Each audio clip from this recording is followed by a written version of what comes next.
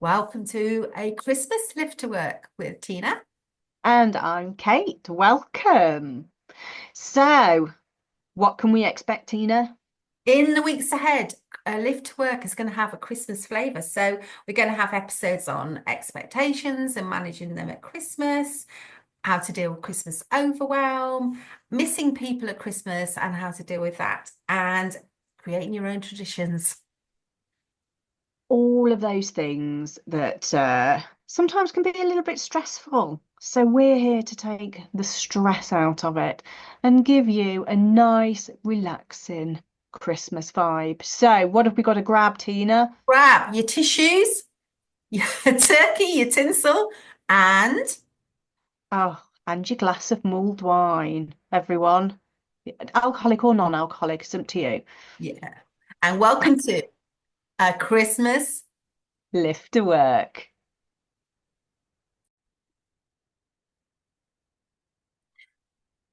Hello, welcome to a Lift to Work. Oh, Tina, that was very sultry. Was Well, it? hello. Yeah. Well, hello, listeners. That was Tina. And I'm Kate.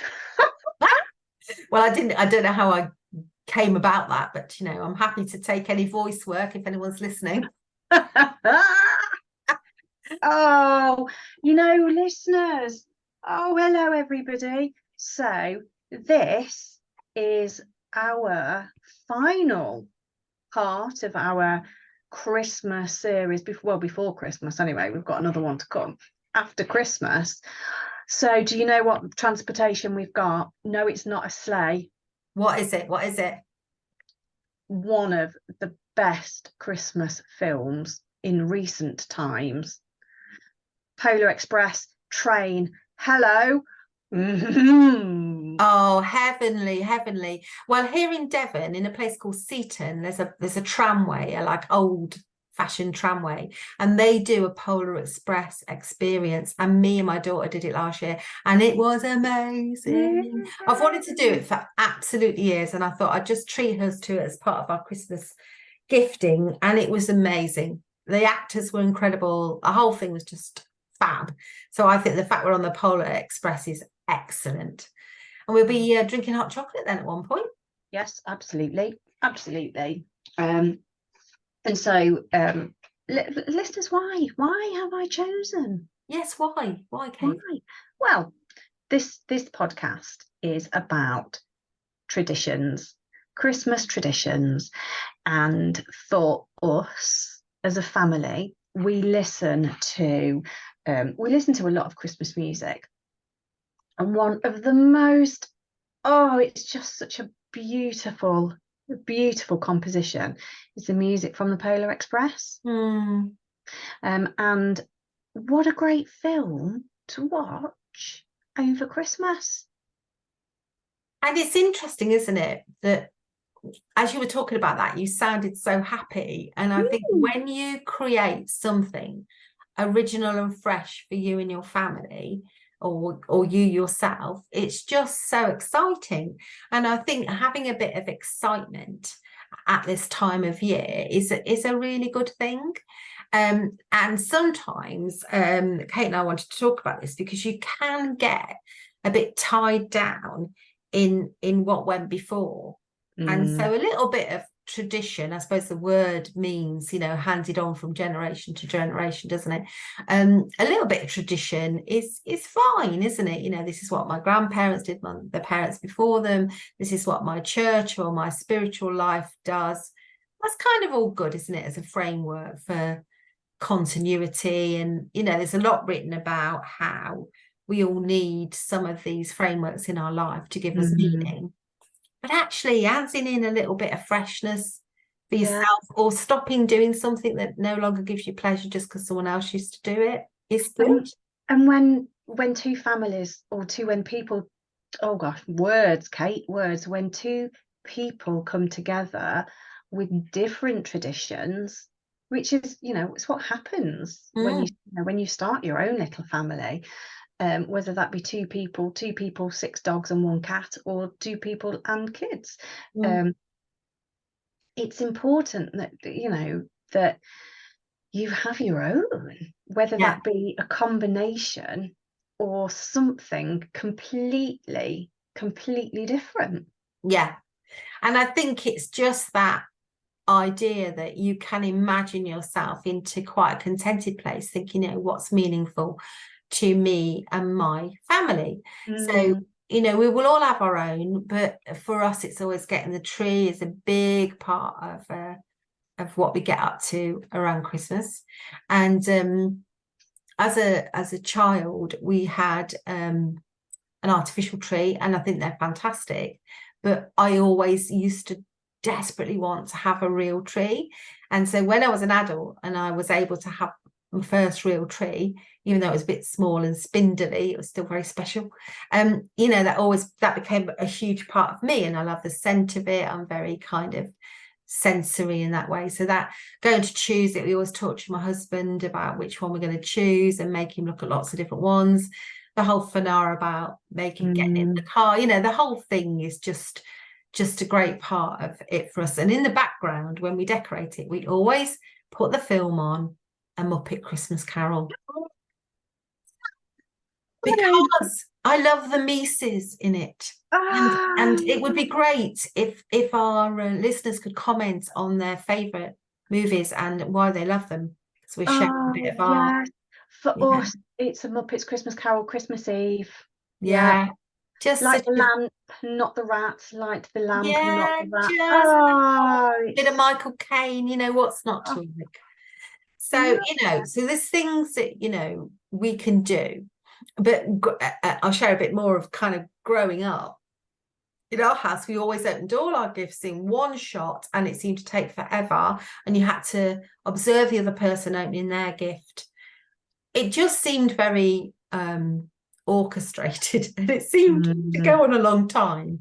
And we don't do that. We've just adopted opening gifts over periods of time. There are less gifts anyway, but we just open one or two here, one or two there, string it out. And I know you do a similar thing, Kate, don't you? So if you want to do you guys, you do you. And it's nice to sit down as a family and say, what would we like our traditions to be? What do we really enjoy?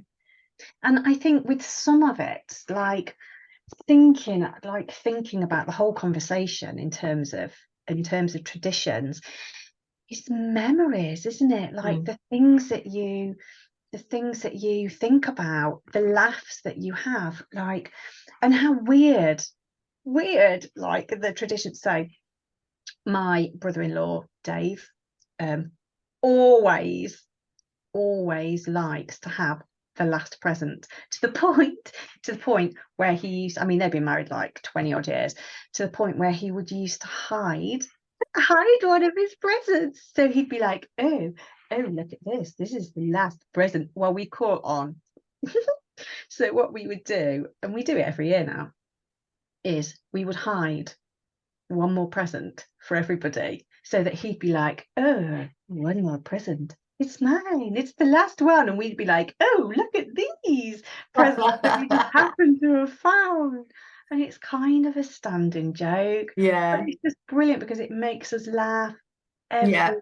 And whilst it's not like your traditional tradition, in like so and so puts the fairy on the top of the tree, it's just something fun for us.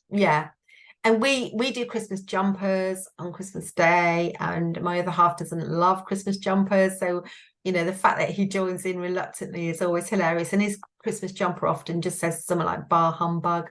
It's the same one, it comes out every year.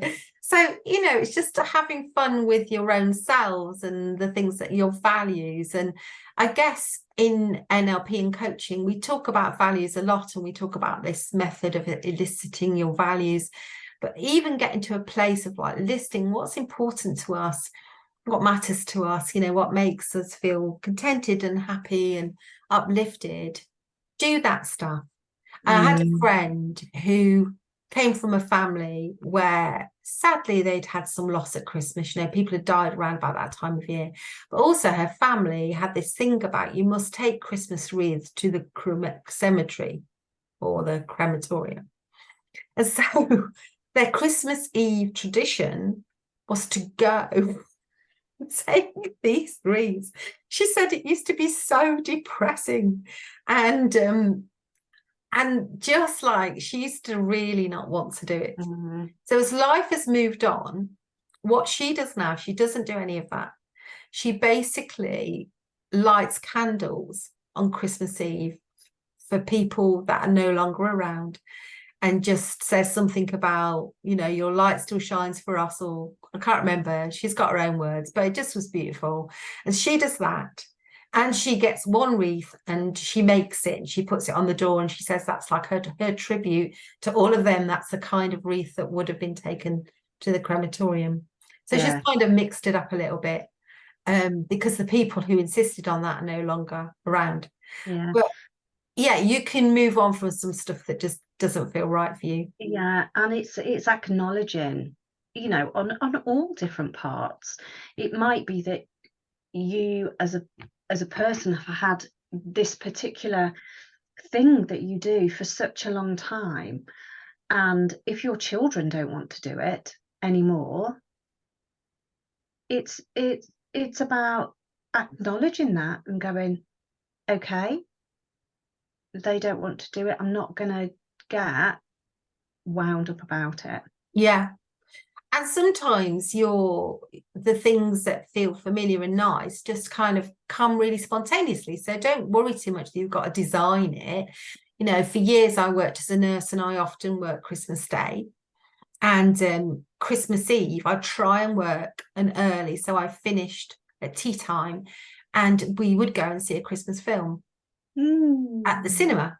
And we would go and see a film, and then that would be our treat. And then we would basically drive home a route that went past nicely decorated houses, so we could go, oh, look at that one, oh, look at that one. And then I would often work the next day, and we would save Christmas till I got home from work. So, you know, some people have to reshape it because it just happens that way, doesn't it? But yeah, don't, just go with what feels natural, really. Yeah, lots of people go for I don't know whether you do this or not, Tina, a Christmas Day swim. Oh yeah. No, I've seen people doing it. Do it, don't they? Yeah, they do. If you live near the sea or a lake or something, that's a great idea, isn't it? But yeah, just do the thing that you think, oh, actually, this just makes you feel like really good in the middle of the winter season. And if you're on your own and life has changed, you know, you can do, if something doesn't feel right anymore because other people aren't around to share it with you, just find something else or do it in a different way. Yeah. So I like that. That's nice. If it doesn't feel right, just don't do it anymore. Yeah. Just, you know, it's okay to have a past self and a current self and a future self, because, you know, we are the constant, but we change all the time. And we talk about changing your state in NLP quite a bit, don't we? And we talk about, you know, if you feel like this, yeah, I'm feeling like this right now, but can I change that? What would the best parent slash child slash joiner in of Christmas party be doing in the next 4 minutes? You know, what would I be doing? How would I be acting? How would I sound? To just know you can change the way you're feeling. A bit like an advent calendar, isn't it? Open another door. Yeah. And if in doubt, put the Muppets on. Oh yeah. I mean, it's just such a good film, isn't it? Yeah. Even Miss Piggy, who, please forgive me those who love her, but she's not my favorite character. Even in the Christmas Carol, I do think she's quite sweet. So as a side, not that I've got a thing for the Muppets, but when Chris and I, when we got married, my dad played the song from one of the Muppets, like, somebody's getting married. somebody. Oh, it's brilliant. Oh, yeah. There's a lot of love in the films you can watch around this time of year, isn't there? Put your favourites on and snuggle up on the sofa and just enjoy just a bit of time for you, really. So I think the Polar Express may have arrived at its destination, which is Christmas. So I hope you've enjoyed the series of podcasts that Kate and I have done on the run up to this particular event in the year, but there is another that will follow in the new year about New Year. So have a listen into that one. Yeah, we wish you the most wonderful time, whatever it is that you're doing, whether you are celebrating, whether you are not, whether you're on your own, whether you're with a bazillion other people, whatever you're doing, take time for you and enjoy it. Yes. Happy Christmas, everyone. Happy Christmas. Oh my God, I can't believe we're saying that now. Happy Christmas. Have a great one. Bye-bye.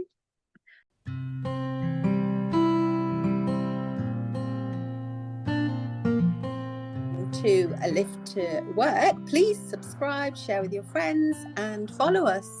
Make your comments below.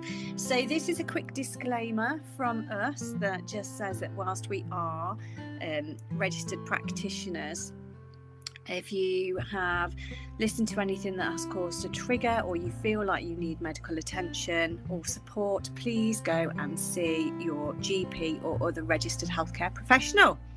Absolutely, because this podcast is for educational and fun reasons. Thank you, everyone. Lots of fun. Bye.